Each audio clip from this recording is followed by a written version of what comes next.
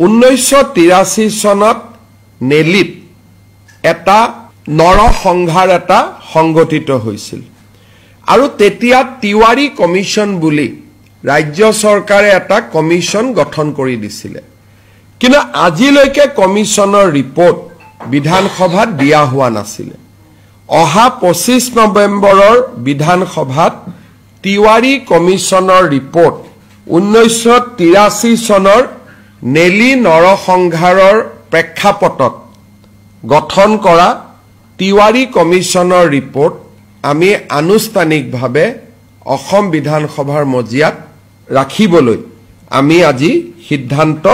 গ্ৰহণ কৰিছো যেহেতু ই অসমৰ ইতিহাসৰ এটা অংগ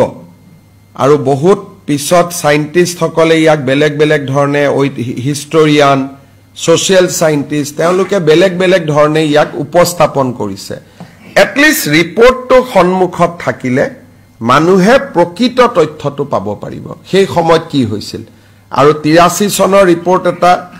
85 চনত চৰকাৰক দিছিলে সেই সময়ৰ পৰিবেশটো সম্পৰ্কে আমি উঠি অহা প্ৰজন্মকো আমি জনাব পাৰিম